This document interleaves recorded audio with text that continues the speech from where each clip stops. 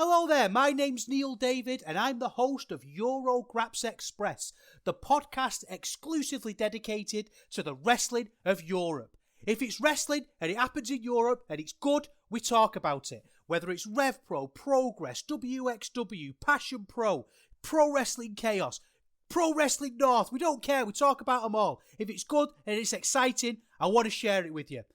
We're on the Voices of Wrestling Podcasting Network. Check us out on the feed. Check us out on Twitter at EuroGrapsEXP. And join us for chat about European wrestling and a little bit of chat about cheese. Hopefully see you there. This podcast is a member of the Voices of Wrestling Podcasting Network. Visit voicesofwrestling.com to hear the rest of our great podcasts, as well as show reviews, columns, opinions, and updates across the world of wrestling.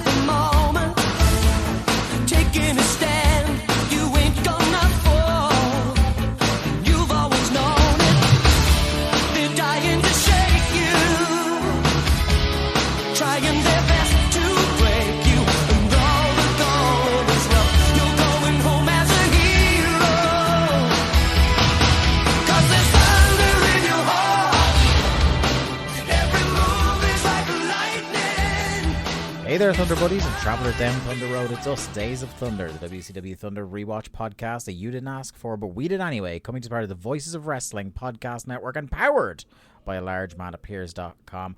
I am your host, your extreme disappointment on Thunder Road, Dave Ryan, and I am joined, as always, by my faithful co-host, Stagger Lee Malone. Lee, how the fuck are you, buddy? First pay-per-view we are doing in 2024, our time.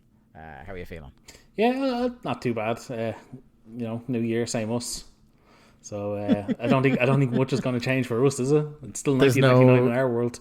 There's no Thunder resolutions that are being put in place. Oh no. But yeah, no, it's just we're carrying on on our merry way down this horrendous road that we travail. Does it feel like the closest, like, we because we can't change anything in the past, I feel like the closest thing to a solemn vow we have to take is, like, the Alcoholics Anonymous, like, Lord, grant me the serenity to accept the things I cannot change. So we just have to accept that we can't change World Championship Wrestling. It's fucking dead. And we just have to grin and bear it. Yeah, there's not much we can do about it, so we just kind of we just go along with it and find the goodness of it that we can, and cherish it for what it is, if we can. This is not always a given, as we're going to talk about. Hey, look, we still have Chronic to come, so that's good. We do. I mean, I guess, like, we don't have we have a little bit of off-topic stuff to kind of avoid getting straight into this. Now, normally, Lee, you would be the man to lead out on Patreon, but I have just to kick off the year for people who, and we very much want to thank. We got a handful of brand new subscribers over the last little while to alargemanappears.com, our Patreon. We want to thank them very much, but I thought it would have been nice for us to start off 2024 with a little sneak preview as to what January and February are going to hold for us over on the Patreon. But things are going pretty well over there, aren't they? Yeah, things are going really well. I mean, we're always happy to see, like, brand new subscribers. But yeah, we're oddly, for us, especially for us, we're oddly organised for what's to come in the next 2 to 3 months. Damn right we are. And we don't want to go too far ahead, because I feel like there's a balance, isn't there, between announcing things so people can get hype and then kind of spoiling surprises. So I think, like, for now, like, we might do we'll announce 2 months now, and then we might roll where in February we might announce March and things like that. See how people are kind of adapting to that, whether they prefer things a bit more kind of like, unannounced, or whether they like to hear in plenty of time, let us know. The other thing I think that 2024 is going to take in terms of tone on the Patreon that I'm liking is we experimented a couple of weeks ago, well, over the Christmas period, with the Skip Scramble, which, rather than any of our existing series, is it's like the start of doing something a bit more ad hoc, doing a playlist that one of us had put together. And, we can't claim all the credit. Our good friend Mark Buckledy did the first mixtape as one of our TRLs last year. But I like that occasionally we're going to allow ourselves to do something that's outside of... I think if we got stuck in the routine, buddy, of doing like just TRLs, rehashes, and at the movies, people might get tired of that, and we might get tired of it. So I think doing some ad hoc things that make a bit more sense, like some time-sensitive things, some change-it-up type things, I think we're going to try it anyway and see how the patrons respond, because ultimately we go with what everybody wants. They have paid. But I think this gives a new and more fun flavour to Patreon content for the next while. It's definitely going to give a real variety that we're not only like that we're going to enjoy. Hopefully, everyone listening will enjoy, and we'll always have the shows that we'll constantly go back to, like At the Movies, like Rehash. They're going to be constants. They're not going anywhere. No. But yeah, like I think this year we'll try and do a bit more kind of year of our time of the year based content. So like for January, we had toyed with the idea of doing, last year we talked in our survey about doing Match Club and Trash Club, where we just do playlists of matches, and we could never find good excuses or themes to start running those series. And I think the idea we have that we're just about to explain, I think, is a way of us doing that. So I look forward to it. The very first one in January, as you alluded to, Lee, is what we're calling the Non-Rumble Royale. And I think a lot of people do great content around the Rumble every year, and I think a lot of the Rumbles have been analysed to death. But the idea we've come up with is, why don't we do a playlist of matches, 3 recommended by me, 3 recommended by you, where we each pick matches that were on Royal Rumble cards that were not Royal Rumbles that we really love. And I'm really excited by some of the ideas we've already come up with. Yeah, I mean, that's like you said, that's just for January. That's our January ideas for the Match Club is the Non-Rumble Royale. And yeah, like we said, throughout the year, we're hoping to have more of this kind of time of the year based content. But yeah, no, looking forward to hearing what everyone thinks of our Non-Rumble Royale idea, because as you said, the Royal Rumbles have been absolutely dissected bit by bit, entrant by entrant, elimination by elimination by pretty much everybody else in the world. So we're not going to do that. Yeah, we always have to find our own kind of different and maybe worse way of doing it. But I think we're going to have a lot of fun with it. The other Patreon show for January is going to be the return of TRL.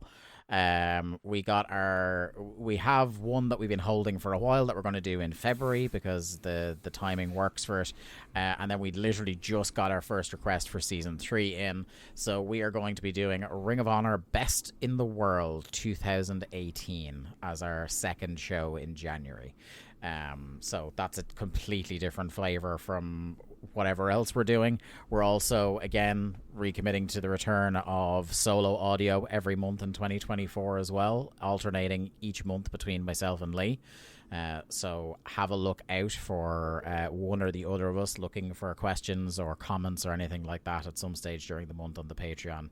And then February, as well as February solo audio, what we're going to get is Rehash of the Champions 10 and a TRL request we've had for quite some time, Lee, and we wanted to make sure the timing was right. And February, with AEW Revolution coming up at the start of March, February is the time to do this. And our second Patreon show in February is going to be a retrospective on the AEW run of Sting. Yeah, this is a request that came into us, God, probably nearly a year ago at this point. Yeah. And thankfully the requester was understanding, where we just like, we were open to the idea of doing that at the time, but our idea was, well, why not? We all know the retirement is coming, so why don't we wait to do it like right at the end of his run? Yeah. And so the end of February is probably the perfect time, with Revolution like a couple of weeks afterwards. So Yeah. So again, that's something I'm really looking forward to, and I hope that we can do a show that everyone else will enjoy, based on one of our faves. Do justice to the great man himself. It's worth repeating as well that TRL, which is our request show over on Patreon, if you're somebody who, like that requester, had sent in their TRL a long time ago, you only need to sub once to the TRL tier to get your request in. You don't have to keep it live until we do the show. Once you get your request in, we will send you the show, even if you're not at that tier or not a Patreon at all anymore by the time it comes out. You paid for it, you will get it once we get our asses together and actually record the show. See, what happened was we got in so many TRLs that we just fell behind. Yeah, it was right around the time that you had to take some time off. Yeah. So we had the combination of, I think we had 6 TRLs on the waiting list, plus you weren't here. So the best way to do it was to divide the ones we could do then, and then the one that I think it makes so much sense to do it right in the build up to his last ever match. Yeah. So yeah, that's the first couple of months over at largemarnapeers.com, where you can get at least 3 bonus audio shows per month for only €5, which is like $6. So that is great value, if I do say so myself. Like, yeah, as you say, it's the cost of a cup of coffee in most places. So yeah, absolutely well worth the €5 if we must say so ourselves. 100%. I guess we're going to get into it, are we?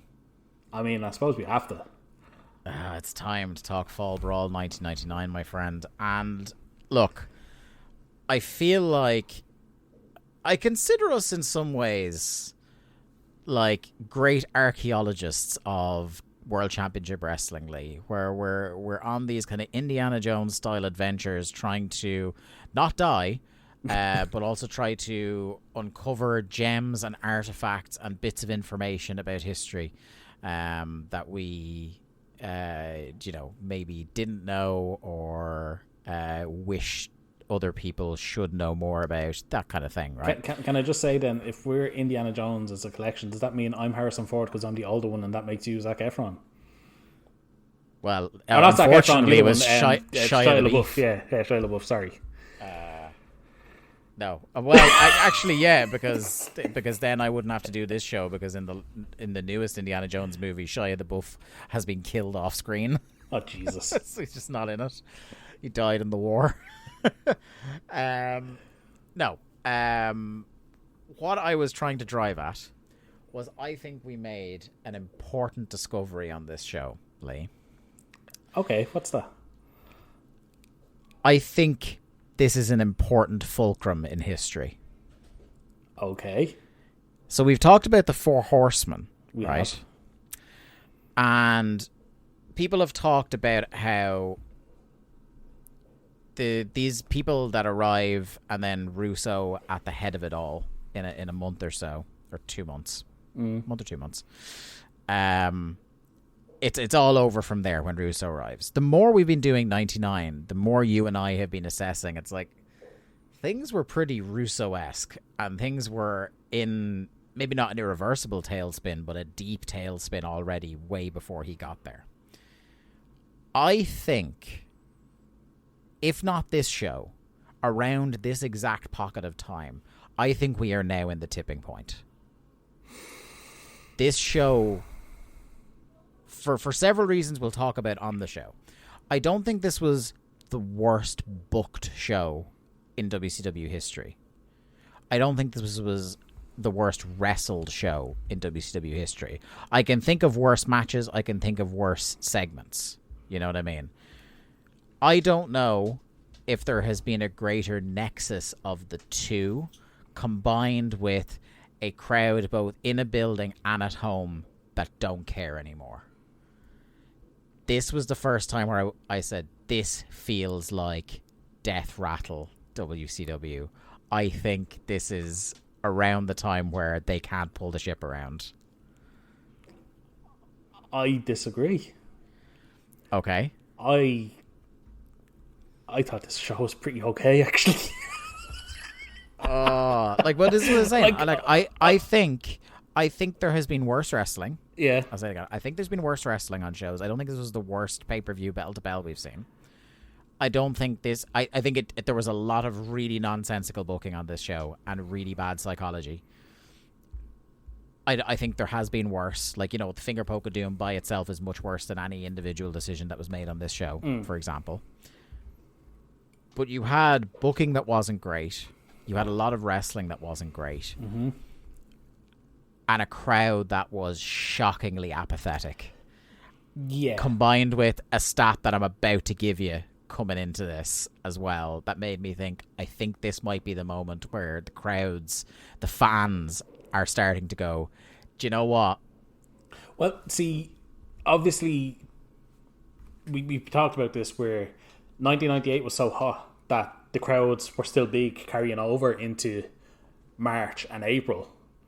Whereas coming into the summer months now, well, you're coming off the finger poke and you're coming off, everything that they did wrong at the start of the year, that now the crowds aren't as enthused. That, like, there was still people that were treated like stars, like your Goldberg, your DDP, well, not necessarily DDP actually in 1999, your Booker T's, but it's to me, yeah, the crowds, like, at this point are a result of the early part of the year. Yeah, I suppose as we open up the pay-per-view, I'll talk about it. So this is Fall Brawl 1999 from Winston-Salem, North Carolina. 12th of September 1999. 130,000 buys. Okay. That is down 105,000 in a month. Okay. Now, I will say Road Wild was shocking. But Road Wild was 235. This is the lowest buy rate since Starrcade 95. Okay. So yeah, this is why I'm thinking. This is why I'm thinking that we're getting there. If we're not quite, like, maybe we're at that point. Have you ever ridden? There's a roller coaster in Alton Towers in England called Oblivion. I've not, but go on. Tell me your. It was billed as the world's first vertical drop roller coaster. And there's a bit before you do the vertical drop where it hangs you over the vertical drop. Okay. And I think maybe, at worst, I think we're at that point where it's teasing you with the vertical drop. And maybe Russo is the bit that tips you. I think we can now solidly make the argument that Road Wild was that point. Yeah. I think we just didn't realise it at the time because, it's Road Wild and that crowd is always shit anyway. Yeah. I mean, like, I was looking at the best page I've seen for collating all these results.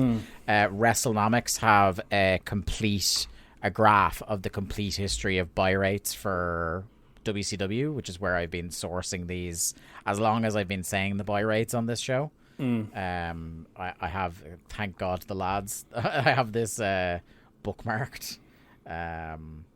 I think this was, Chris Harrington did this in 2014. God bless you, Mookie. Whatever happened to that guy? I don't know. I have never heard of him since. I think he's gone off to run that orphanage with El Generico. Possibly. So I'm looking here at, we go Fall Brawl, 130,000. Now, it does jump right back up to 230,000 next month for Halloween Havoc. Okay. But then it starts a decline that doesn't stop. So, we've got, I'll give you the up until June the following year, right? So I'll give you, we got 230,000 next month, 200,000 after that, 145,000, 115,000, 70,000, 60,000, 115,000, 65,000, 85,000. You can see where we're going with this. I can't understand how Fall Brawl, like, what was it, the build to this? Was it the... Now, remember we were reading in the Observer that until 2 weeks ago, they didn't actually have a single match. Yeah. That they knew was going to be on the show. So it could be poor advertising, because I know even sometimes WCW and WWF do this as well, and WWE still do it, where sometimes they will advertise matches in local markets that haven't been built to on TV yet. So even if you watching it in isolation now don't know, the word may have been out that this was the match that was being built. Yeah, this seems a particularly, like from what Dave was saying, a poor pay-per-view cycle in terms of planning. And yeah, it just took a hit. And like maybe part of the reason that it jumps right back up next month is that like it's Halloween Havoc. Like Halloween Havoc is one of their legacy, big four. Like, show, yeah. Do you know what I mean? You'd expect the kind of the Bash, Starrcade, Halloween Havoc, and God, what else would you put anything else in that? Great American Bash, maybe. Yeah, Slamboree. Yeah, I mean, WCW pay-per-views are weird. You know, yeah, 'cause we've got Mayhem coming in 2 months as well. Let's not forget. God. But yeah, I just like there's just something about this month, and maybe I'd go along with you and say maybe Road Wild and the couple of weeks of TV around that. Maybe the actual point I'm looking for here, and we're seeing the aftershock. That's what I have to put down to the fact that it then jumped so like just back to normal for Halloween Havoc. Like that to me would speak to, well, there was obviously some intrigue coming out of this show. This is like I said, this is 130,000. Just to give you a rewind, like back in February for Super Brawl 9, they did 485,000. Fucking hell. You know, like that's insane. That's like, so we're at the buy rate is a third of what it was in February. That is insane. That's a 7-month gap, like. Yeah. It's crazy. It's absolutely crazy. But I can't, like, you know, now it seems already going into it, and this should make for interesting discussion, that I hated this show a lot more than you did. You did, yeah. Now, I want to say, I thought the opening 2 matches were solid and over-delivered. Yeah. Then I thought the middle portion of the show was absolute garbage. Yeah. And then the closing portion, like the closing 45 minutes, 50 minutes of the show was actually quite decent. Interesting, because I think, to me, I think the stuff that was bad was, outright bad. And then the stuff that maybe wasn't as bad to watch confounded me in certain ways. Sometimes with whether it was booking or making people look dumb or well, look, we'll get into it. We've got this whole pay-per-view is built around who can Sting trust. What did you think of the Fall Brawl stage? I liked it because I really went back and forth on it. Yeah, I liked the red logo. Like I thought was pretty good, and it seemed just a little bit different than anything we've seen previously. Yeah, at first I was fixing to write a whole paragraph about how much I hated it, because it's like, oh, it's just a big sign. I was like, there's no ingenuity put into it at all. But then when wrestlers started coming out, you're seeing that it's actually a video screen behind the lettering. And I was like, okay, that's a little, okay, I'll give him that. Now, you couldn't see much on the video screen, but it was interesting. You could see that it was a video screen, but you couldn't see anything that was on it. And it was funny because I feel like maybe they'd realised that you couldn't. So when Lenny and Lodi are coming out for their match later, they actually point out that you can see them on the screen. I thought that was funny. But what have we got here? So, I tell you what, I love the announce table. The announce table is done out in this kind of new, it's a newish shape. It's got the Fall Brawl logo on it, and it's like got this red lighting on it that I think it looks really cool. I didn't actually take note of that. It's actually really boss looking. And they said, who can you trust as the theme of the night? All titles will be defended, and Benoit and Sid want each other bad. They throw to an ICP music video to start off the show. And Bobby Heenan was loudly musing as like, are they wrestlers or musicians? And even ICP themselves in this video package are wondering which they are. It turns out I really hope they're musicians because they are not much of a wrestling duo. Our opening tag team match, 6-man tag team match, the Deadpool, Shaggy 2 Dope, Vampiro, and Violent J versus the Filthy Animals, Eddie Guerrero, Kidman, and Rey Mysterio Jr. Even though I kind of slated the crowd a little bit in the intro, this was a promising start for them because this crowd were super into Rey and Eddie. They really were. Like, I'll even give Kidman, they were into Kidman. Like, there was like a lot of audible female voices for Kidman. I just want to go back to your point. I just want to say that Violent J is the far superior of the wrestling clowns. Shaggy 2 Dope has no fucking business being in the ring. Which is funny because, like, again, because Violent J is the bigger guy, you would kind of, and like looks more visibly out of shape, you would think it would be the flip reverse of what you've said, but you're right, because like that big boy hits a moonsault. He does, and he like he's quite like, don't get me wrong, he's not good, but he doesn't embarrass himself. No. Although, like, if Shaggy 2 Dope made his trousers falling down a regular part of the act, then we'd probably feel a little bit different.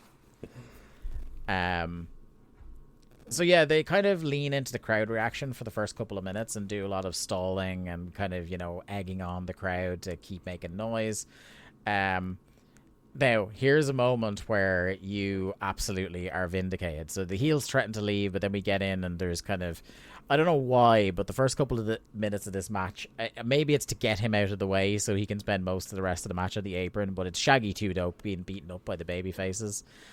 And I have never seen a man botch being in a wheelbarrow suplex position before. Yeah, that was it was not pretty. Like, all you have to do is keep your hands on the mat and your arms straight, and he just, like, doesn't. He drops. He manages to drop himself. Face first.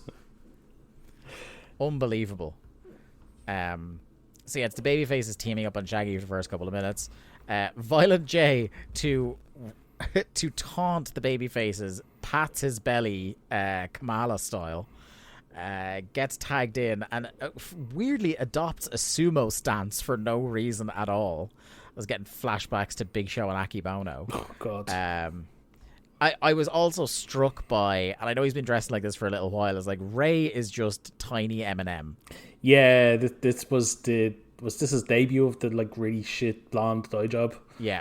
Like, he's had it tighter and a little blonde before, but this is the proper, like, this is the Eminem. Yeah, he's literally wearing baggy jeans and white tank top and blonde hair. Like, it's so on the nose.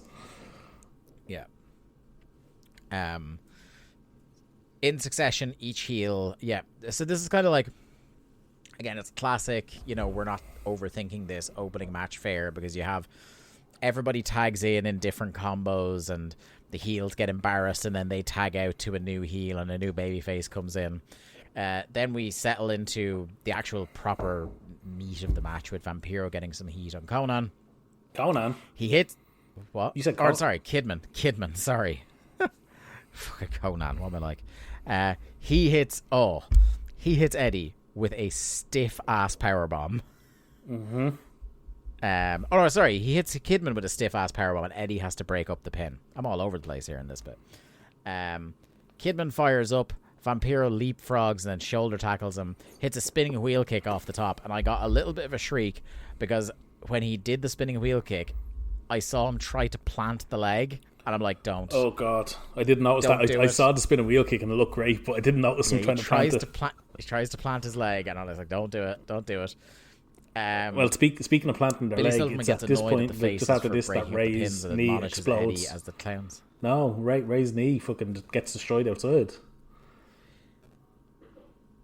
So here's the thing. He's not actually hurt because he wrestles for another month. What? Yes. So they beat Harlem Heat for the tag titles on Nitro about a month from now, and that's when he gets hurt and has to go out. Hang on. So he just dead-celled for no reason in this match? So my guess is either this is one of the best sell jobs ever, or he did tweak the knee, or maybe if you want to be super cynical, is like he did blow out the knee, but he tried to work through it for a month. That's fucking insanity. Like, he literally could not walk on the leg. From what I saw, it looked like genuine. Like, that's what I was like. He literally just got thrown to the guardrail. I remember that he won the tag team title and then was immediately gone. Oh, fuck's sake. So I was like, but they haven't won it yet. So like, is he? I don't remember. Am I wrong in remembering this? And I looked it up on Wikipedia, and there's no, it's an October Nitro where he's gone, and he's gone until like early 2000. So yeah, mad. But it was like it made for very compelling viewing. Once he got fucked up. Yeah, the match became much more interesting. Yeah. So this happens after Jay clotheslines Ray over the top. They whip him into the fence, and he's immediately selling the knee. The thing that made it seem like he really jerked the knee and this wasn't part of the plan was that the match kind of fell apart for about a minute. Mm-hmm. It seemed like no one knew what they were doing, but you don't know whether that is because the knee is legit or because the clowns are shit. Like, but the fact that the match was pretty like well held together up to that point would make me think it was a legit injury. So I'm thinking he cranked it. That's what I'm leaning towards now, because there's like, I'd like to think with a man that has been through, I think, 2 serious knee injuries at this point already, at least, he wouldn't try to work through a fully blown out knee for a month. Like, he should know better than that. So I gotta think maybe he cranked it, and when he got backstage, iced it a couple of days later, he's fine. Yeah. What would actually be interesting to... I don't know if you want to take this match for a second. I might look and see, did he wrestle much between this show and that Nitro? Okay. Which might be a bit telling. I mean, at this point, I think that, like you said, the match just kind of... They're not really sure what to do. I think one of the clowns like grabs a rest hold at one point because he's just terrified of doing anything. So eventually they work a way to get Ray to make a tag. I think Vampiro kind of just like drags him to the corner and like pretend like fakes that he's trying to keep him away. So then the next note I have is Violent J does a nice looking sidewalk slam to Eddie, and Shaggy hits a guillotine leg drop, which is probably the most coordinated move he does in the whole match. It's not a high bar to clear, but yeah, I give you that. I say that because the next note I have is that Jesus Christ, Vampiro and Shaggy 2 nearly broke Eddie's neck on a 3D. I don't know if it was a 3D they were especially going for, or if it was a flapjack, or what the fuck it was, but whatever it was, they nearly killed the man. So this is the 12th. Okay, so yeah, he definitely can't have actually hurt himself properly on this one, because he wrestles tonight. He wrestles 2 days later at the Saturday night taping. Wrestles the house shows all weekend. Wrestles the 2 Nitros after that. Another Saturday night. 2 Thunders. 3 more Nitros. Yeah, he's working regularly. Like, he's on pretty much every TV show and some of the Saturday nights up until the 18th. Oh, God, no, because he's still... Jesus. Okay, so he's... what I've heard is that he hurt himself in the October match, but he works 2 more Nitros after that. And I don't know if it's like they do a smoke and mirrors thing. Okay. Because they work a mixed tag match in November where it's Asia and Dean Malenko versus Ray and Tori. And oh God, do you know who they drop the belts to? Creative Control. Yes. Hell yeah. And if people don't know who Creative Control are, fucking buckle up. Patrick and Gerald. Yeah. Oh, God. Oh, God. It gets so bad. And then, yeah, he's gone until May. Okay, so it's then that he's gone. Okay. Where he returns in a battle royal on Thunder. Oh, my God. The fucking company. For the #1 contendership for the World Heavyweight title. At least it wasn't a Cruiserweight title contendership. Yeah. Yeah. God, we've got so many... fucking horrible... gimmicks and people to come. So to hear his first 3 matches back, I know we're getting really off the point and it's only match 1, but like, so there's that big battle royal, right? Okay. Which he does not win. Of course. Shocker. He's then in the 4-on-1 St. Louis, or 4-on-2 handicap St. Louis street fight on the 8th of May, which is Billy Kidman, Mike Awesome, and the Filthy Animals versus Hulk Hogan and Kevin Nash. Oh, God. Which goes 2 minutes, 27 seconds. Oh, God. And then his next match after that is the Horace will be fired if he loses 4-on-1 handicap falls count anywhere Texas Death I Quit match. Sorry, can you just repeat all them gimmicks? I will. The Horace will be fired if he loses 4-on-1 handicap falls count anywhere Texas Death I Quit match, which goes 6 minutes. I hope Horace is one of the 4. No, he's not. It's Billy, Hoovy, Conan, and Ray versus Horace. And it went 6 minutes. And then he's immediately in a hardcore title match on the next Nitro. Oh, God. That's what... A 3-on-1 handicap, Terry Funk versus the Filthy Animals. Well, Dave, when you have a generational all-time great cruiserweight like Rey Mysterio, what else are you supposed to do with him? And then literally the next week, they're wrestling the Misfits in action. Oh, my God. What a time to be alive. I can't wait to get to that in 2 years. Oh. Fuck me. Oh. I mean, that's made me smile, but it's also made me realise we have to cover all that. Mm-hmm. Well, we don't know, because by that point, the Thunder may just be its own fucking entity. Yeah, true. Anyway, Kidman hits the SSP, and the whatever this group is called win. Yeah. I was reading up while you were talking, but I didn't hear. Did you mention about how the heels nearly killed Billy Kidman? No, I didn't. Or no, sorry, not Billy Kidman. Sorry, it was Eddie. Eddie with 3D, yeah. Or the flapjack, whatever it was. Yeah, you mentioned it. It was like one of them thought it was a flapjack, one of them thought it was a 3D. And Eddie just ends up like landing on top of his own head on the ground. Fuck. We get after this match, we get the Revolution in the internet location. And Perry Saturn loves wanking, Lee. Why do you say that? Because he's just like, you telling me I can download pictures of the Nitro Girls onto my PC? Fair enough. And the Revolution are guaranteeing a clean sweep tonight. And I just want people to remember that. The babyfaces have made a guarantee. Uh-huh. Just want everybody to remember that. Something that I think was my highlight of the show, when they cut back to the crowd and they do these wide, shots that they always do of the crowd thrusting their signs in the air. And there's one woman, I think, I couldn't tell if it was a mother or a father, a parent anyway, thrusting their child in the air like it was a sign. Fair enough. It's so fucking... I really need to go... I actually, it would be nice, because I've never made a GIF in my life. If somebody can get this bit, that's like right before the Lenny versus Kaz match, of somebody just thrusting their child into the air like fucking Simba at the start of the Lion King and then shaking them about. Fucking great parenting.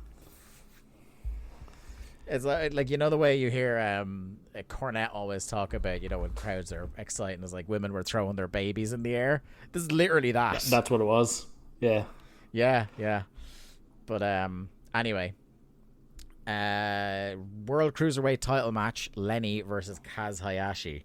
I laughed, but then I guess it kind of was true that they point out this is probably the biggest match of Kaz Hayashi's life at this point. going for getting a pay-per-view singles title match against Lenny, and it feels kind of appropriate that we're covering Kaz on a pay-per-view here because Kaz Hayashi has announced his retirement in real life.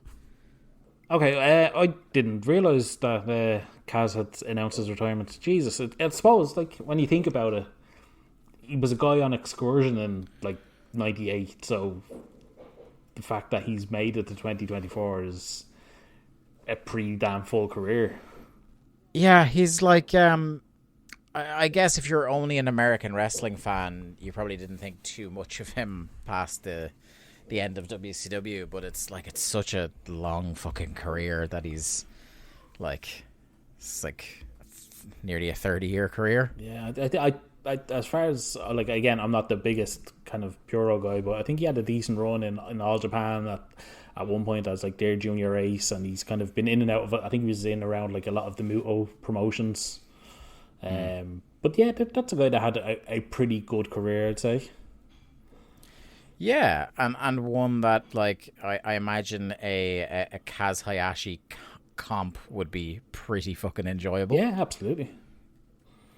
But what did you think of this match? Because I think we talked about how it felt to me that they're trying to do the thing of, like, you know, bolting the door after the horses, or closing the door after the horse is already bolted, where now that he's champion, they're trying to make people believe that Lenny is a legitimate threat. And whereas, once again, I think we have to go, like, he's a decent wrestler. I don't think anyone in the crowd gives a shit because of, like, what they've done to him over the years. Yeah, I think they've, like you said, they've kind of killed Lenny before they even tried. But I give him a lot of credit. I thought he worked hard here. I think he's worked hard, like, a lot recently. I think they've toned down the gay panic. Like, it's not as prominent. They're running with the brothers thing at the moment. It's not as prominent. Now, don't get me wrong, you know, they still have the decorated title, and Lenny still has the pigtails, and they still have the glitter on the body, but it's not, like, it's not as, you know, in your face, shall we say. And they're not doing as much of it for as they were at the beginning of this Lenny and Lodi push. But I thought Lenny and Kaz had pretty decent chemistry. I thought the match, like, over-delivered for what I was expecting. Like, Kaz, this is probably his first pay-per-view match. Pay-per-view singles, quite possibly. And I thought they worked well. I thought they utilised the time they had well, and yeah, I enjoyed it. I did just double check there though. So his retirement will be in June. He announced on the most recent Glee show. Him being a Glee guy shouldn't surprise me. Garrett and Liam obviously big fans of Kaz. Yeah, and yet they didn't tell us that he was retiring. That's disgraceful. Listen, it's fucking Garrett Kidney. What to expect? never shares his news. I was going to say you have to pay him for that kind of privilege, but I do pay him. I'm a proud member of the You Gotta Be Kidding Me Patreon. But I guess I got to subscribe to his Delete Patreon to get that kind of information. But yeah, like, I thought this was I thought Kaz was great, like, and that's not, you know, massively surprising. And I thought Lenny more than held up his end, but unfortunately this was the start of a crowd not giving a fuck. And what also didn't help was that the commentary team didn't give a fuck about this match. Yeah. Like, literally as soon as the bell rang, it was time to talk about Lex and Sting. Mm-hmm. One thing I want to say, there was at one point, and I fucking hate that we have to say this, there was at one point a very audible F-word chant from the crowd right at the beginning of the match. So, you know, they were invested enough to say that. Yeah. But I feel awful that the term was used, but I don't feel bad for WCW because they dug their own graves. This was the kind of reaction they were courting. They were seeking, yeah. So they are not innocent by any stretch in here. It's not like, oh, poor innocent WCW are getting, dragged down by this southern crowd. It's like, no, this was the kind of reaction they were looking for. Mm-hmm. And I think, part of, them running a lot in the South, which was much more homophobic then than it even is now. Hard as that may be for some of our younger listeners to believe. I think that will have in no small part helped, by leaning so hard into stereotypes, helped the perception that Lenny is not someone to be taken seriously by these fans. 100%. Yeah. And it sucks. It's in a company that is characterized by some of the all-time worst and most insensitive angles and characters in a major wrestling company. This is one of the ones that has aged worst, even by their standards. Absolutely. There was some good stuff in this match, though. I think it was relatively unspectacular. I don't know if I'd go much more above a 3-star on this. But you had stuff like there's some good Hurricane Ranas in here from Kaz. You had a great running Liger Bomb spot where Lenny just gets his foot on the ropes. Mm-hmm. I noticed that the crowd were into whenever they thought it was the finish, but any time that they were just doing moves or doing dives or anything like that, they didn't really care. So, for example, Kaz does a couple of really cool spots, including that running Liger Bomb. The running Liger Bomb pin attempt gets a pop. So does he attempts a forward roll pin that gets a pop, but then everything in between is silent as the crypt. Kaz goes up top. Instead of going for Lenny, he opts to tackle Lodi on the apron. Lenny nearly rolls him up, and then Lenny hits the skull crushing finale for the win. Yeah, I actually forgot he'd been using that before Jarrett got into the company. So that caught me by surprise. But yeah, I thought it was a pretty good match, like you say, apart from the fans being awful and WCW fucking can't help themselves but killing a guy before they even try and push him. It's it's tough. It's I feel for the guy, Yeah, absolutely. Look, of all the people to blame here, I don't think Lenny is to blame at all. I would be inclined to agree. Right, where are we at now after this one? Yes, so Gene is in the ring, puts over the main event and calls out Sting. Sting could be, it's kind of funny to think about it, how many world title reigns he had, but this could be 9 times world champion tonight. There's a lot of people claiming they're back on this show. Both him and Hogan claim they're back. So he says, I'm back, and I'm back in black, and tonight it's showtime. Didn't really say much else. I thought it was interesting to have, big babyface Sting who's going to be challenging for the world title tonight. It really goes against the conventional wrestling idea that you don't have the big babyface appear in front of the live crowd before he comes out for the match, because you can't recapture the first pop. Big pop of the night. That's exactly what my note is. It's so unusual on a pay-per-view to have one of the main event come out and do a promo. It's a Monday night trope, obviously, to get them out in front of the crowd early, but doing it on pay-per-view just makes no sense. Now, in hindsight, you wonder if, because of the angle that was happening at the end of the match tonight, did Sting just want his babyface pop separate from what he was going to have to do at the end? I don't know. Did they want Sting coming out first so he got the cooler reaction for the main event entrance? Yeah, maybe. But we'd absolutely be giving credit to a company that doesn't deserve it. Maybe it was Hogan's idea to have him come out so he got the bigger babyface pop in the main event. That's more likely the way WCW would think about it. So we get a preview video for the next match. And that's something that I suppose in a production sense, it's something we should say that WCW are now doing regularly on shows, although we didn't mention it much yet tonight, is that everyone's getting a video package. Yeah, every match, we'll give them credit, every match had a good video package explaining the feud and why the match is taking place on the show. Mm-hmm. No disqualification tag team match. The First Family versus the Revolution. So Brian Knobbs and Hugh Morris, Dean Malenko and Shane Douglas. Can I say something? Is it that this match sucked? This match was absolute dog shit. This is the worst match I think I've ever seen Dean Malenko in on this show. Easily. I genuinely don't think this match has any redeeming features. I hated this. It's the beginning of a real down period in the run of this show. I just thought it was absolute bollocks, and it should not have been on the show. Like, this is a second hour Nitro match at best. First Family look like a Saturday night exclusive tag team. Like, fucking Hugh Morris's beard looks awful. He looks like he smells like piss. Like, Brian Knobbs is still wearing fucking Nasty Boys gear. Shane Douglas comes out to do their own ring introduction and accidentally says they're in Saginaw.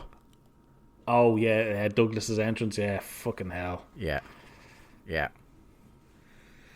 Oh, and then, yeah, like, just, they do, like, really weak sauce walk and brawl, because, like, what else can you do with Knobbs and Hugh Morris? And then, like, it's mostly Knobbs in the match. He can't wrestle, he can't sell, so of course you have to build a match around this guy. And then we get Morris and Malenko, which I guess is the best combination you could have in this match, which tells you what the quality of this. And then just Hugh Morris just wins clean with a moonsault. Yeah, what the fuck? Like, why? Like, of all the things, like, they promised a clean sweep, remember? And of all the matches they had on this show, the four of them, you'd be like, well, this is the one that's the easiest for them to, like, give them a win. You know? I know, gotta have the First Family going over on pay-per-view. It means nothing to have, like, you're trying to get them over as a new babyface team that are going to be moving up the card and challenging for belts, and they can't even beat these guys. Are they going to be moving up the card and challenging for belts? Because you say that, but I mean, they're not getting pushed as such. No, they seem to be the only ones thinking they will be, I guess. But yeah, no, I thought this was awful and really, really profoundly disappointing.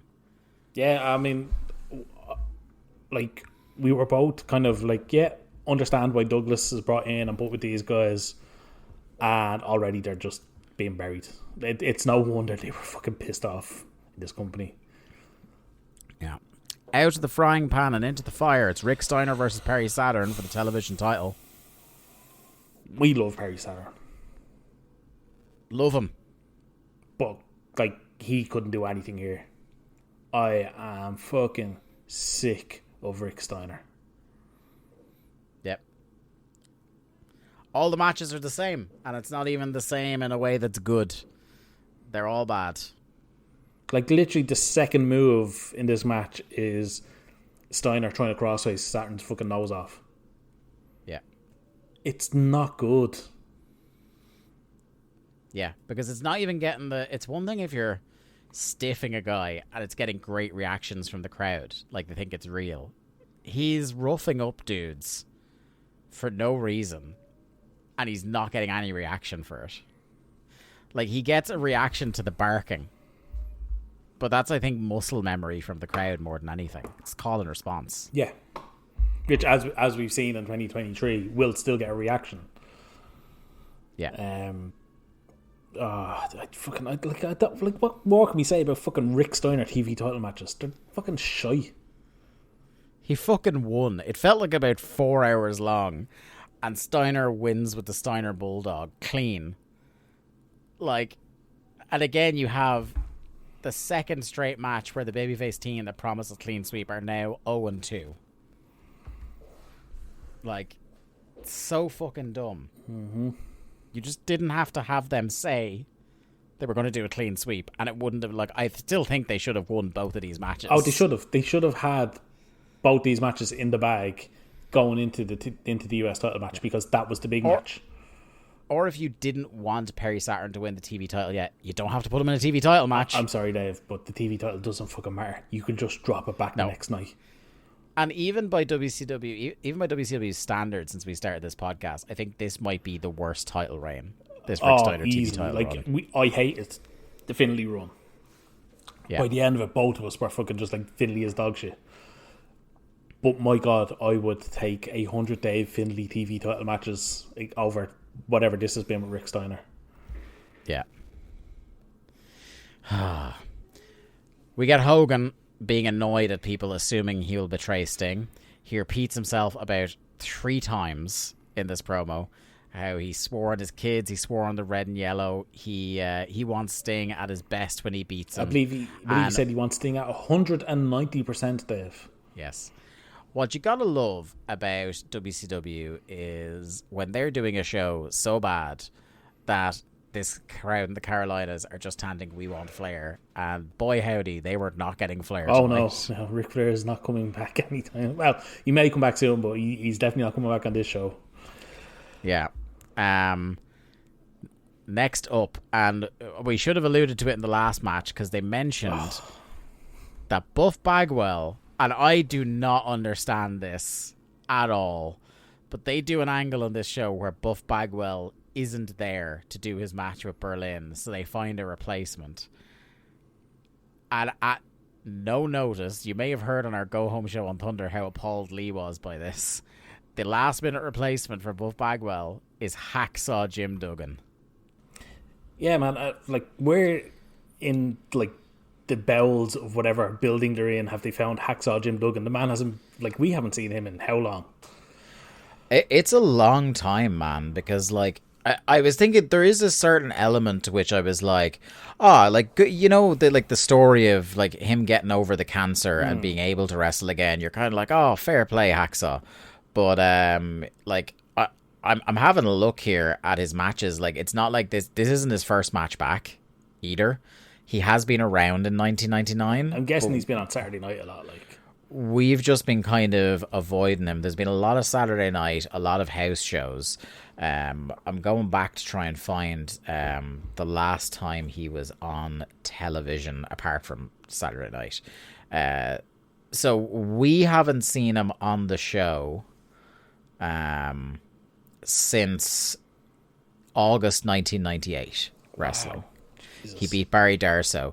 He was on an episode of Nitro, but I don't think it's one we saw.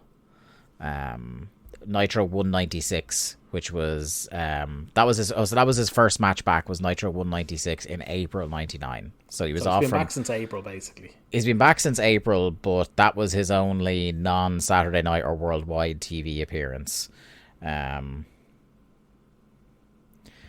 So the Nitro he came back on was the one with the leadership of NWO Black and White Battle Royale. Oh, did we watch that one?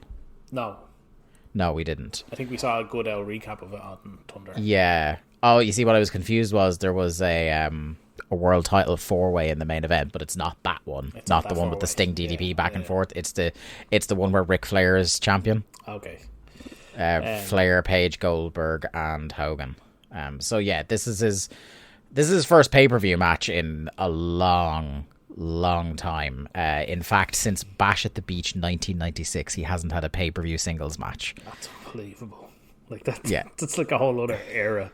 It's the whole of this era. Yeah. Because that is the start of this boom. Yeah. So he has been off pay-per-view with the exception of I was going back through his match records to get that stat when his last pay-per-view match was, and he's done World War IIIs.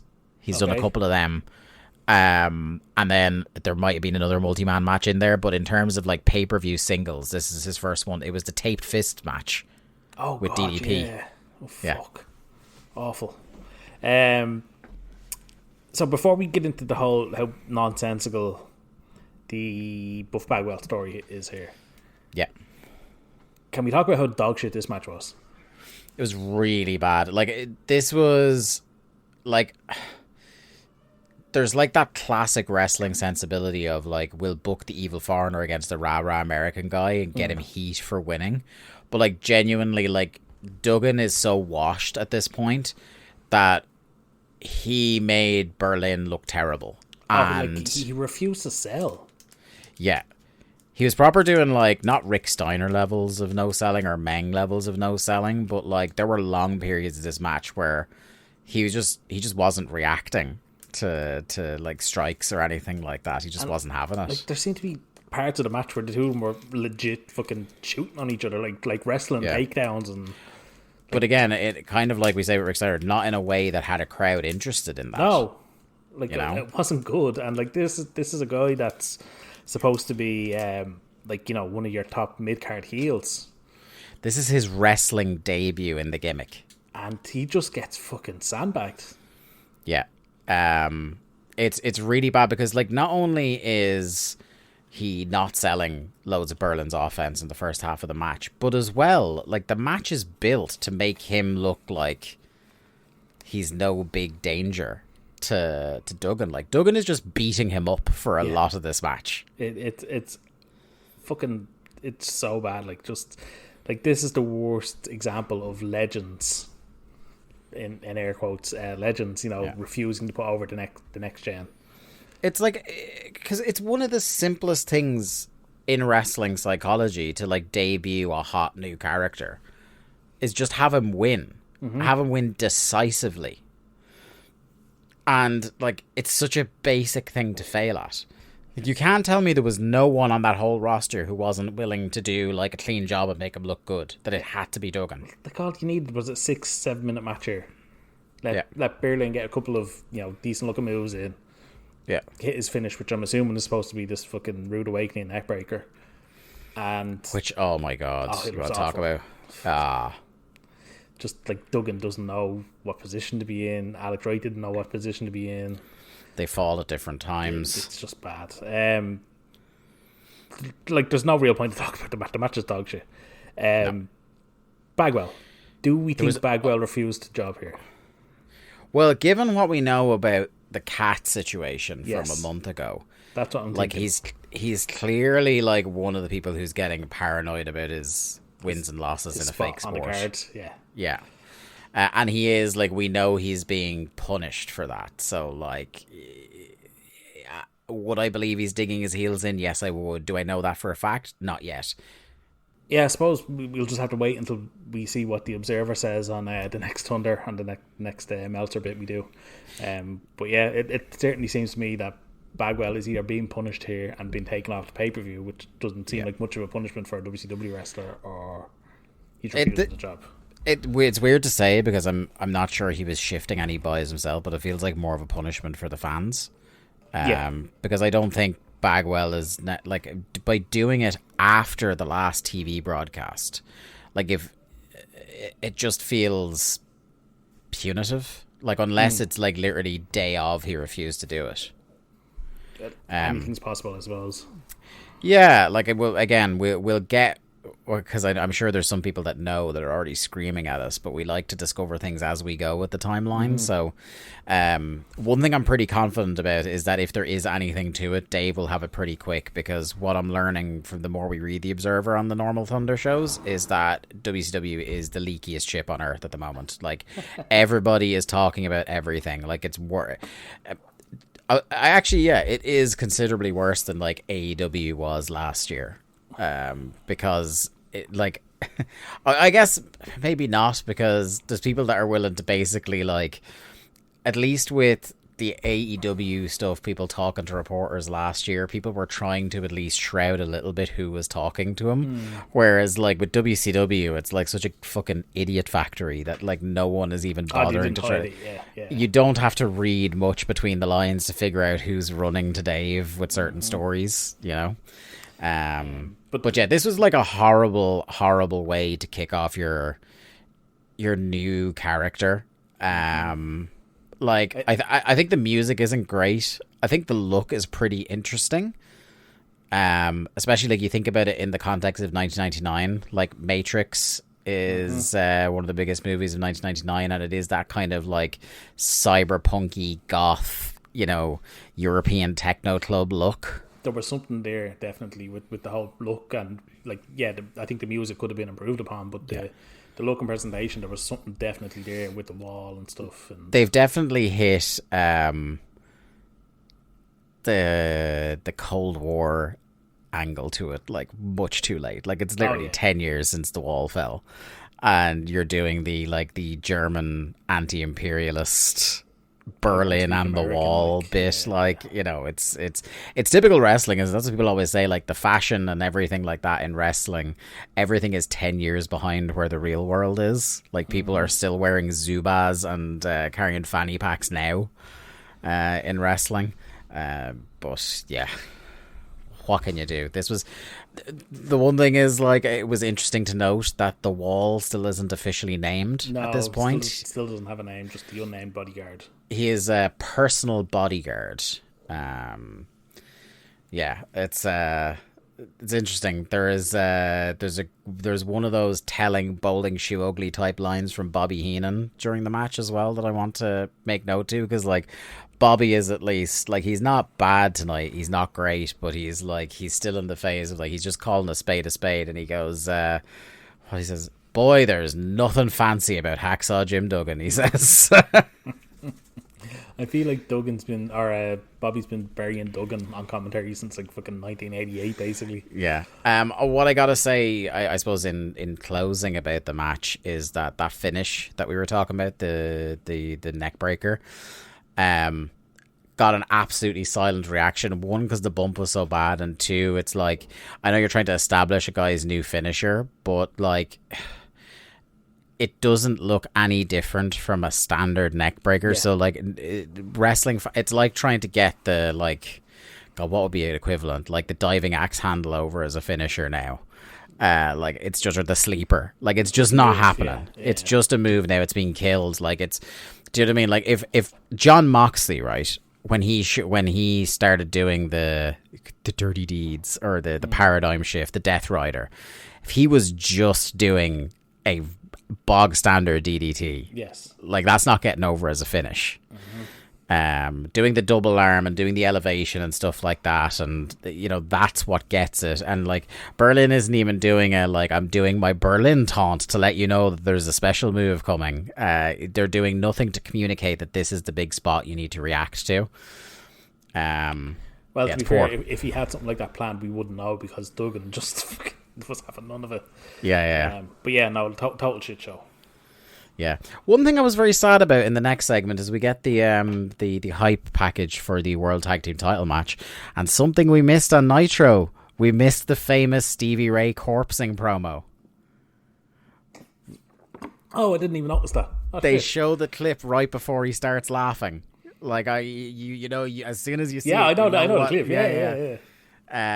So we missed that, unfortunately. Have been I think it was on the Go Home Nitro.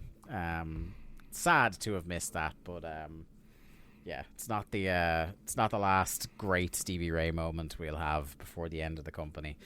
This brings us to the WCW World Tag Team title match, the West Texas Rednecks of Barry and Kendall Windham with Kurt Hennig versus Harlem Heat, Booker T and Stevie Ray.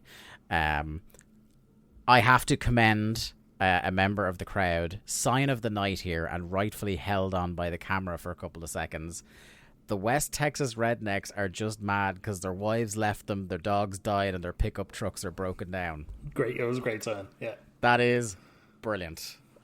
I have a question for you, Dave. Yeah. If you had to guess, how old do you think Kendall Windham was at that point in 1999? Like, God bless him. And I know he's much younger than this, but he looked to be in his mid-40s. He looked to be the oldest person in the ring. Dave, that man was 31 years of age. Yeah. He doesn't turn 32 until December 99. Yeah. Because I know he dies like a couple of years after this, doesn't he? Yeah. Because I was just like, I remember being shocked that I think he died the same age as I am now. I was like, Jesus Christ. That's horrifying. But he, like, in terms of the genetic lottery, those poor Wyndham boys, once they hit their 30s, like, just went to shit. Because like, it's not like Barry's a fucking looker at the moment either. Barry didn't hold up at all either. Old belly top Barry. There is a great, I text you about this match because you needed to take a break after the Duggan match. Yes. And I said to you, Oh, you said, I'm hoping that if I'm well rested, this pay-per-view will get any better. And I just said to you, it's not, but pay close attention to Booker T in this match, because Booker T wrestles like a man who's trying to save this pay-per-view by himself. And to be fair to you, you are correct. He does most of the heavy lifting in this match. Like early on, it's all Booker getting shine. Yeah. And the match is fine. Then Stevie comes in to get his shine, and the match just slows to a fucking death. Yeah. When the Wyndhams are on top, the match is fucking horrendous. Yeah. That's why I wrote that Booker is trying to save the pay-per-view. Good luck, Chief, because you have 3 anchors strapped to you. And like I think I texted you, and I was watching it, and I was like, the good thing about Booker getting beat down is it's Booker and he'll sell well.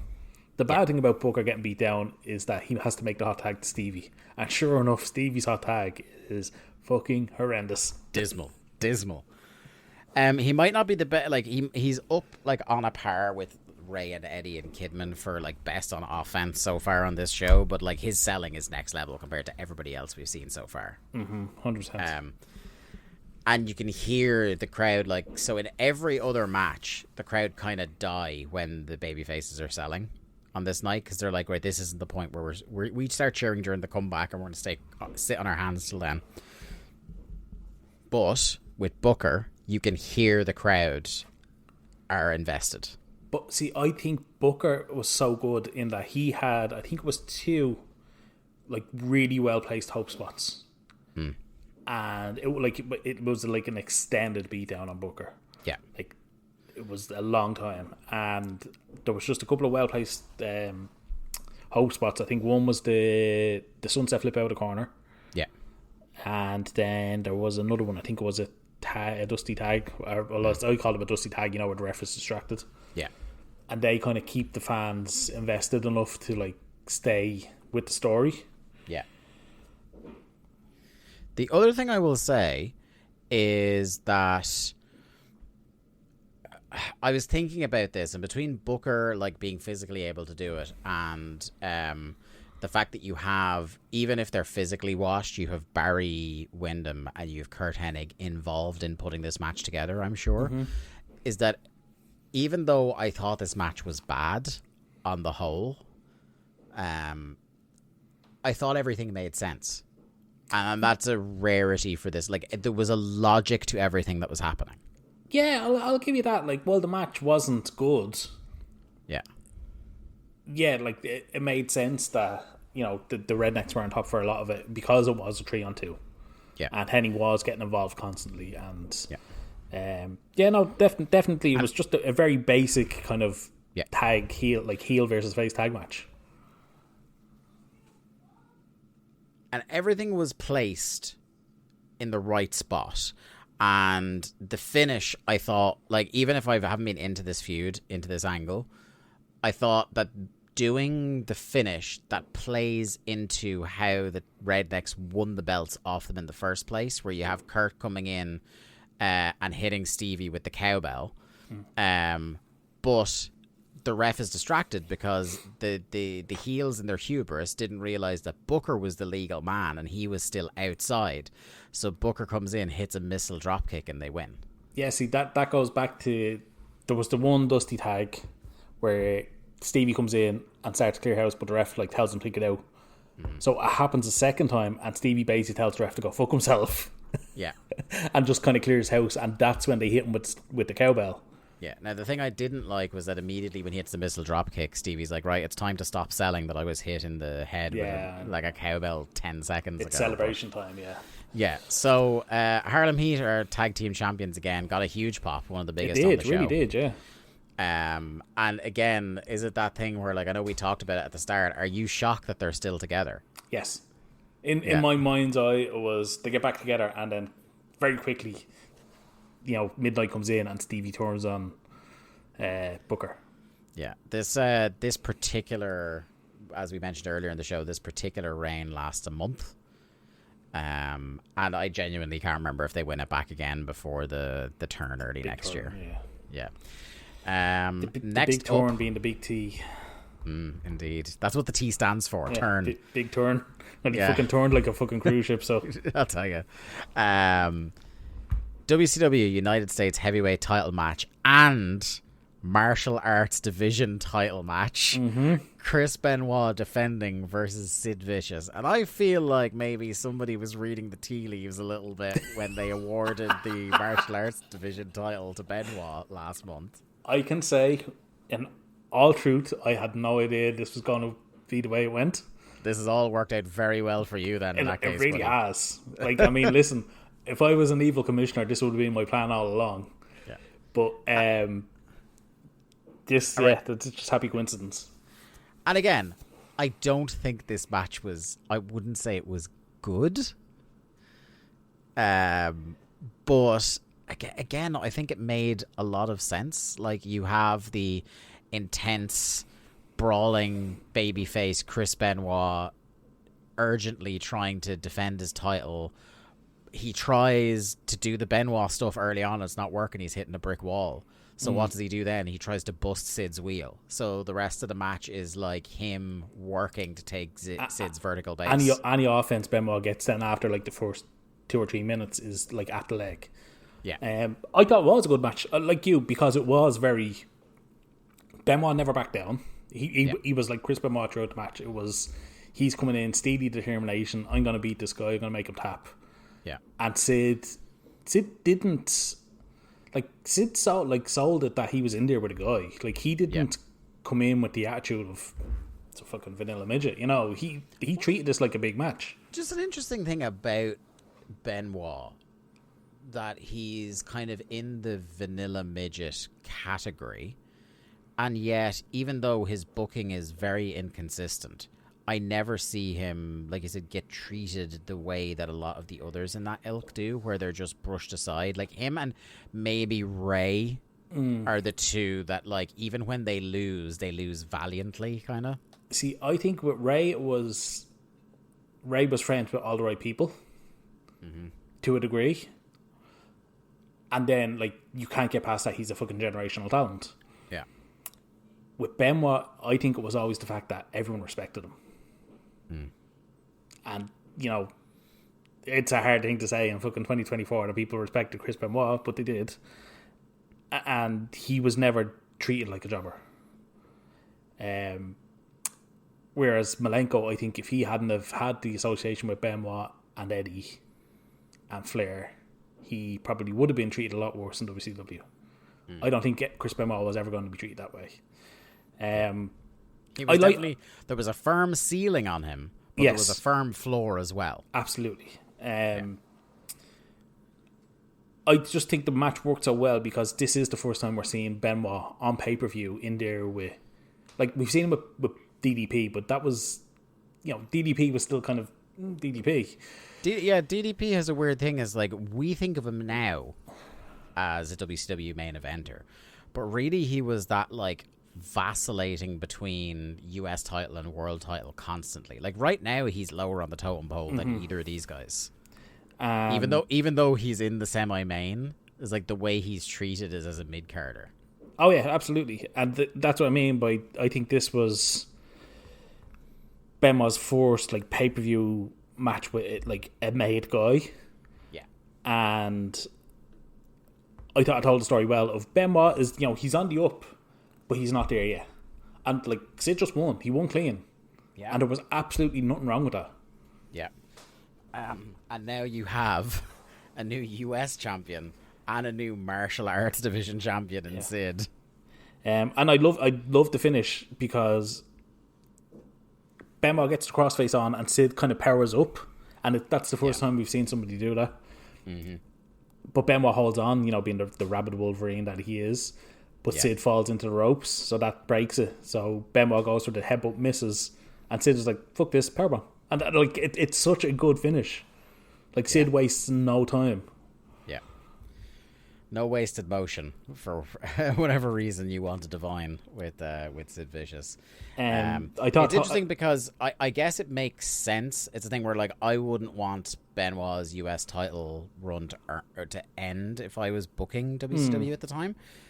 But I guess if you're committing hard on the he's mirroring Goldberg streak, you have to have him win the US title on the way. And I think that's probably why, in hindsight, they changed the booking from Sid Goldberg at Fall Brawl to pushing it down the line a month. And I thought Tony had a great line after the match finished. He's like, Sid continues his assault on the record books. Yeah. Which I just thought was a great line. And it is, whatever way you want to read into it, it is true he's assaulting the record books between trying to break the streak and also not really keeping count. Yeah. He's been 79-0, now 80-0 though. They did acknowledge that it's now 80-0. It's like a personal feud with historians left, right and centre. But anyway, we move on. Semi-main event, DDP versus Goldberg. And my first note here, Lee, what a difference a year makes. Like, do you remember how hot DDP was going into that Goldberg title match? Yeah. And now he is just opponent of the month. And like we were saying, like DDP was coming off that awful summer with Hogan, where we thought he'd lost all his heat. Like it's just DDP is just like a heel of the month, like. Yeah. This might as well be like Glacier or Jerry Flynn or something in this role. Like there's nothing interesting about like and to have done this almost exactly a year later from the best Goldberg singles pay-per-view match, it draws a stark comparison to where both men are now. Like Goldberg should maybe not be still undefeated, but should still probably be world champion. Or if not world champion, challenging for the world title. Yeah.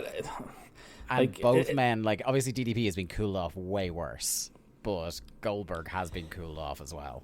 It's something we've talked about continuously of, okay, they got the world title off Goldberg, but as soon as they got the world title off Goldberg, they had to have a plan to get the world title back on Goldberg, and they didn't. Yeah. Because there was so many changes in power and fucking political shifts, and God, they screwed themselves so fucking badly with that. And I don't know, I thought this match was, like, of the three like top matches, I thought this was by far the worst. Yeah. I don't know, these two normally have good chemistry. I thought the match was boring. I don't think the fans actually believed DDP had a hope. I think it'll be interesting. I'm holding back on giving you Dave's ratings because I want to wait until the end of the main event, because I think Dave was. I mean, I wouldn't have rated a lot of matches the way Dave did. Okay. He's very all over the place this month. I just didn't enjoy this match. I thought it was pretty fucking bad. I don't know, like it just made me sad. I was just waiting for Goldberg to hit the spear and win, and I felt nothing.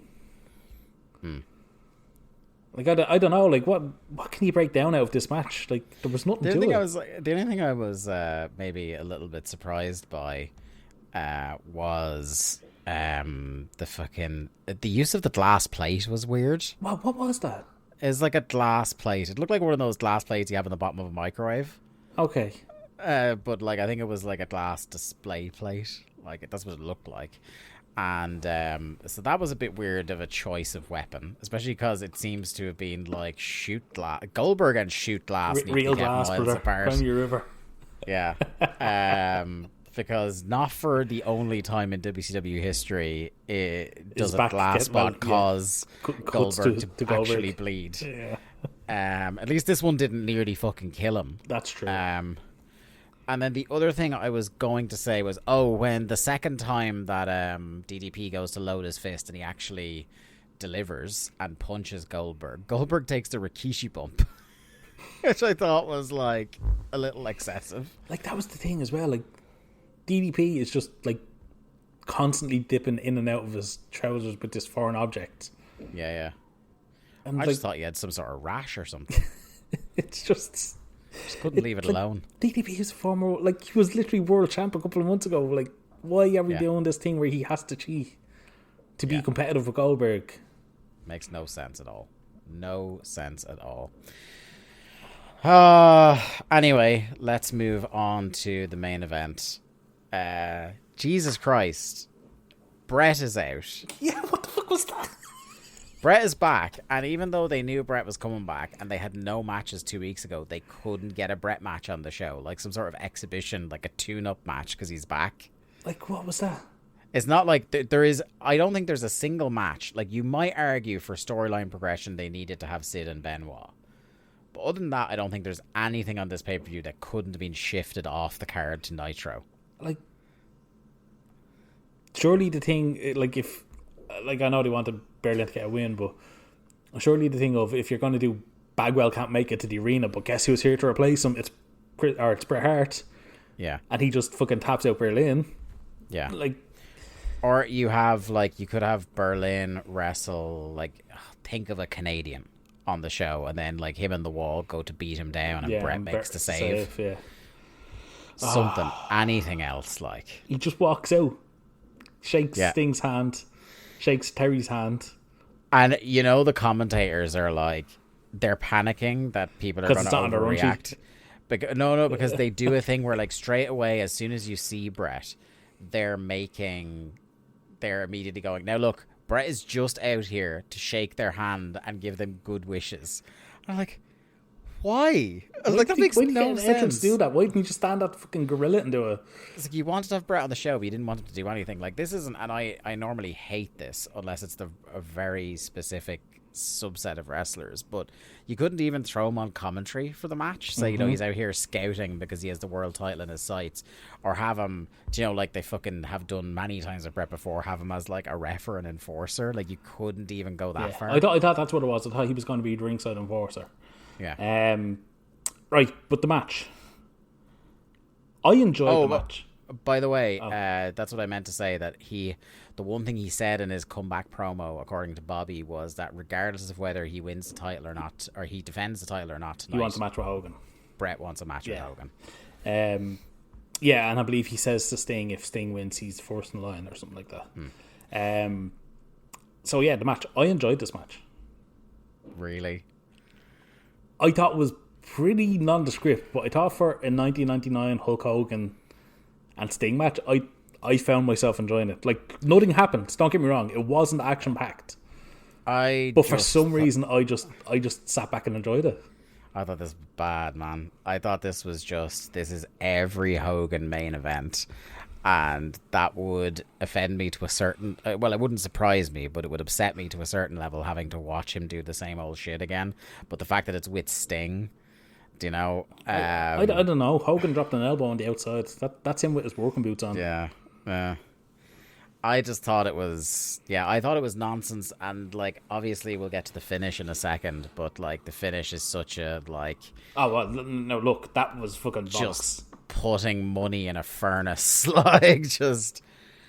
Another one of those which made me think, as we talked about at the start of the show, that we're at the tipping point now, because now it's just like we have run out of ideas that we're pretty sure will make us money. Let's just do random heel face swaps and see if something hits like the NWO did. Now, let me say, I don't hate the idea of a heel Sting and Lex pairing. If anybody could turn Sting heel, it would be Lex, given their history. I get what you're saying, but I also think, like, with a lot of these things, you need to pay attention to the crowds. Oh yeah, no, and I exactly see what you're saying. Like, of all the people in the company, Sting should not be healed. There's plenty of other people there that should be healed before him. They teased it with him in the NWO in 1998, having him ultimately join the Wolfpack. And if anything, it made the Wolfpack bigger baby faces. Yes. People don't want to boo Sting, right?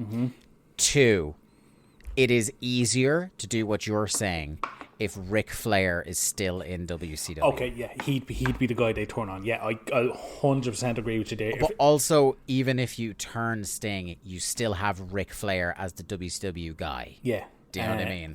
I 100% agree with you there. Turning him a heel against Hulk Hogan in WCW isn't the way to do it. No. And the other thing was that if it wasn't obvious that this was the wrong thing to do right now in the way you're doing it, is the fact that he turns heel and the crowds cheer him instead of Hogan. Well, that's the other thing. Hogan got audible boos when his music started. Yeah. People are over it already. People are over. Like, I knew it wouldn't last long, Yeah. but I'm surprised at how quickly the nostalgia run was just dead. When you think about it, like, realistically, we have less than a year to go until Bash at the Beach 2000.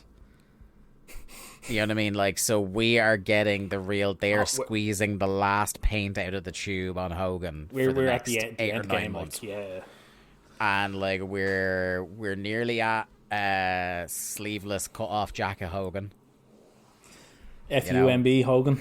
Yeah. We're really, like, getting towards the end. But, like, as long as Easy and certain other people are floating around this company, like, they're just gonna keep on. Keep going back to him, yeah. No matter what. There has never been an environment that screams more either this guy needs time off or cycling down or a change up. Like, because they tried, like, it was the one thing left with Hogan is bringing back the red and yellow, and the crowd popped for it for like a month, and now they're clearly already over it. I do think it is tone deaf to turn Sting and Luger heel when the two people they're turning on are Hulk Hogan and Bret Hart. Yeah. And also, I feel like I'm going to turn into Joe here. He's still getting great reactions in the building on TV, Hogan. And even if there were some boos, there's still a lot of people cheering him. I'm not going to say that people are universally rejecting Hogan at this time. Mm-hmm. But look at the business. Yeah. We can't argue. Like, I was stunned at how bad this pay-per-view drew. All the business indicators are this guy still on top is fucking accelerating the decline. Now, and again, you want to talk about tipping points. The Flair Hogan double turn is a very close contender for that. But I mean, that was more Flair than Hogan, from what I remember of like. Yeah, the that was timeline. pushing first. Yeah. Now, do you think a heel Sting holding on to the title until Starrcade to face Goldberg would have been a draw?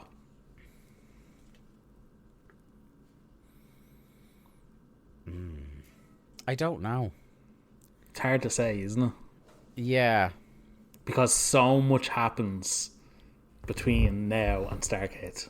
I don't think it's... Yeah, but I also don't think it's as big a business as you do like Havoc last year, and you have Babyface 1 versus Babyface 1A.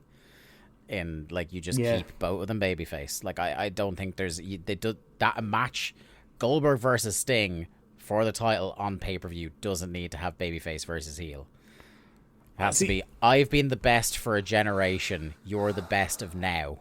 I think the torch passing element, I think sells it. You could have done it in a way where Sting wins the title and instantly starts ducking Goldberg, as in, I'm not going to defend against Goldberg, he's not getting a shot. And you have Goldberg win World War III, and that sets up the pay-per-view.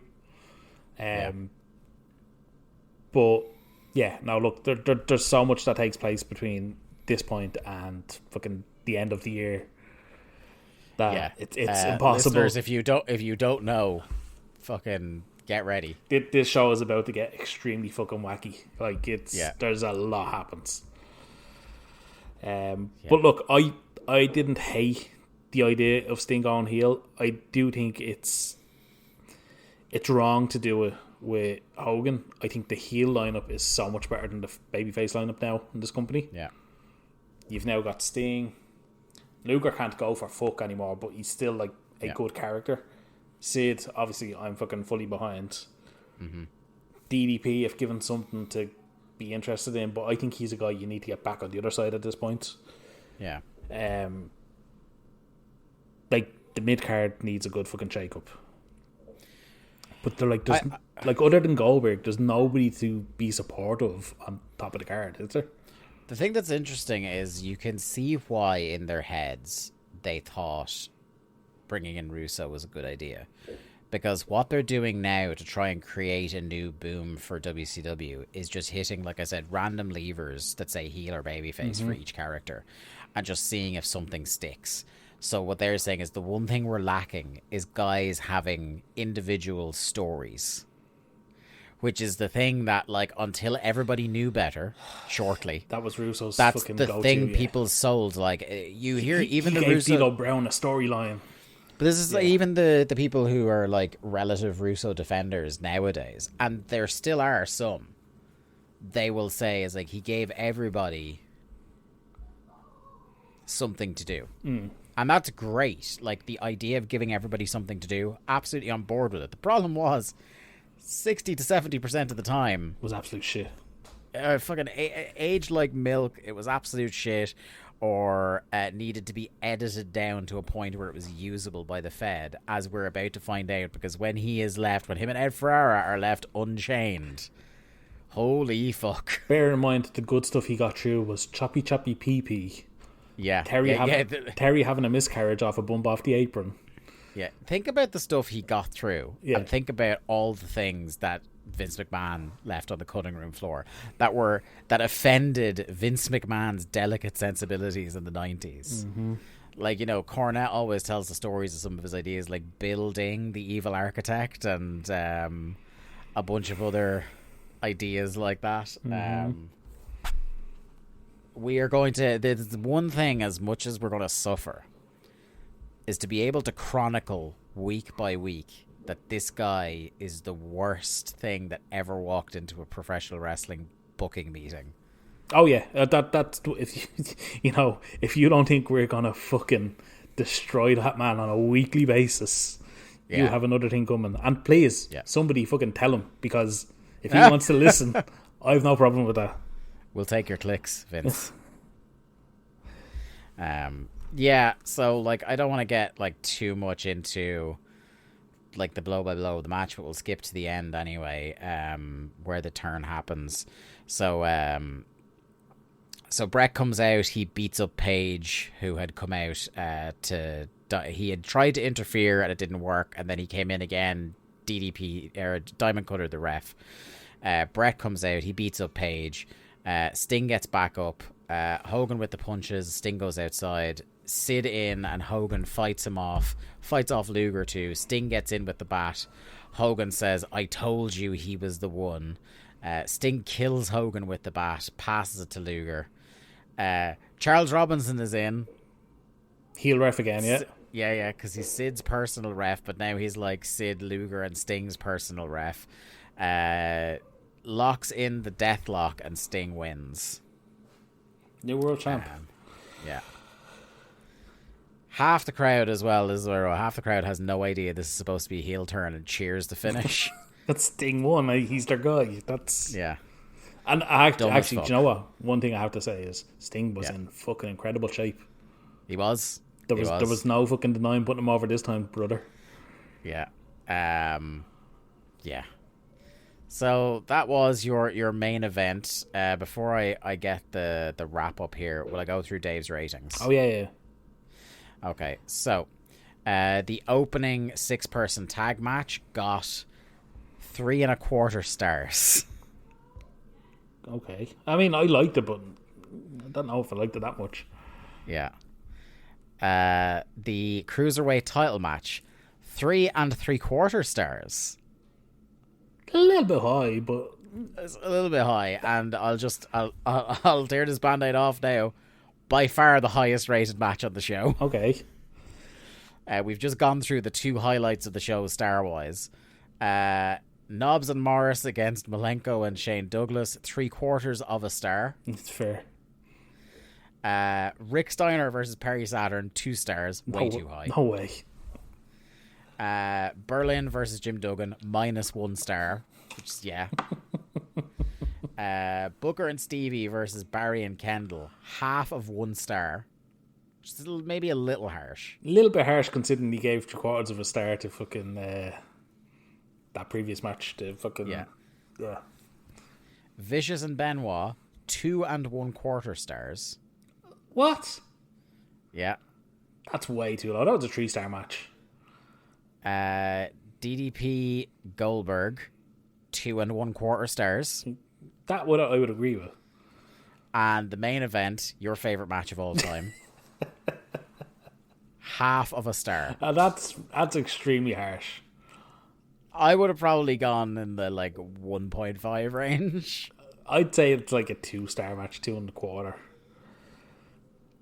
But yeah, and Dave was feeling himself there with the first 2 matches, I think. Something I want to do as well before you wrap up. Every time there is a title change, I feel like I want to run down the championship roll of honor for the martial arts division title. Oh yes, for people to know. Mm-hmm. So. The official big boy voice, is it? Yeah. From inauguration to the 19th of April 1998, Prince Ikea. 19th of April 1998 to the 17th of May 1998, Chris Jericho. 17th of May 1998 to the 6th of July 1998, Dean Malenko. 6th of July 1998 to the 13th of September 1998, Raven. 13th of September 1998 to the 19th of November 1998, Perry Saturn. 19th of November 1998 to the the shortest reign of all time, to the 22nd of November 1998, Wrath, vacated due to injury. Yes, I mean, that was fair. The 22nd of November 1998 to the 14th of March 1999, Scott Steiner. We should add, only had one defense in that time. 14th of March 1999 to the 11th of April 1999, Booker T.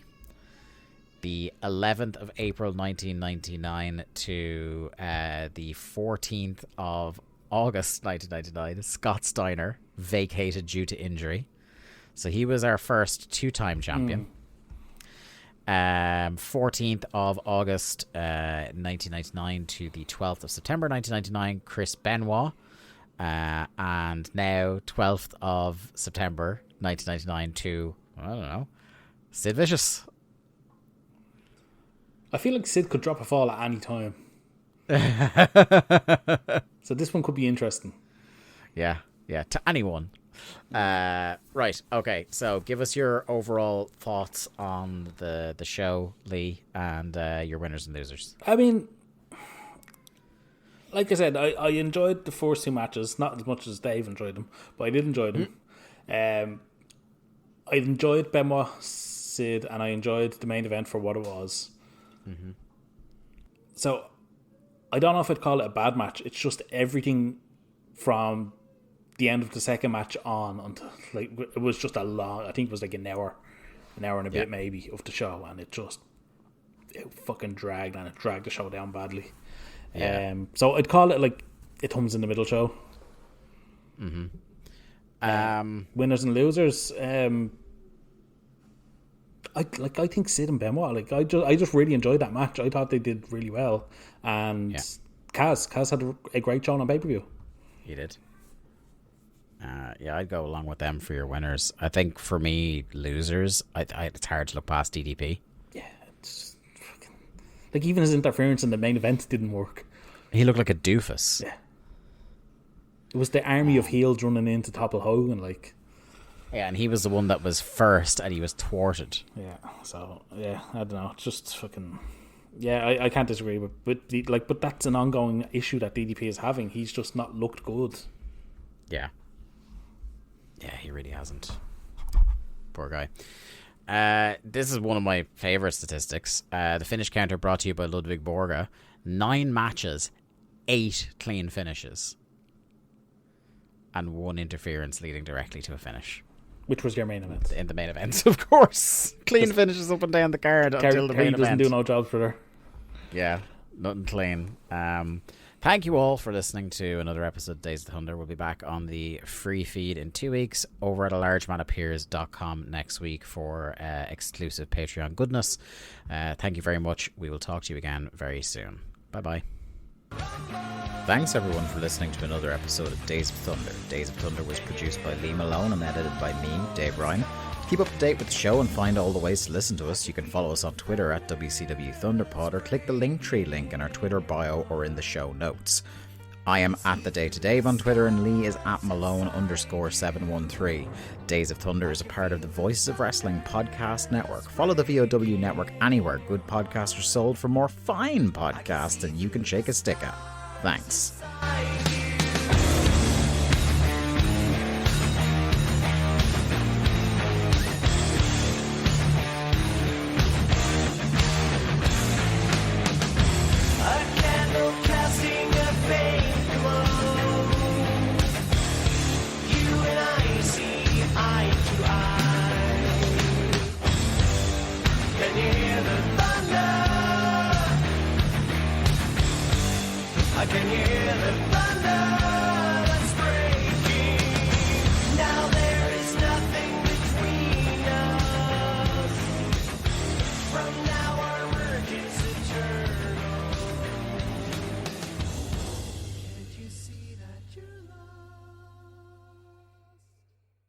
Hello there, everybody. It's me, Garrett Kidney, the co-host of You've Got to Be Kidding Me on the Voices of Wrestling Podcasting Network. And I am Liam Jones, my full name, and I'm also a part of the Voices of Wrestling Podcasting Network as a co-host for You've Got to Be Kidding Me.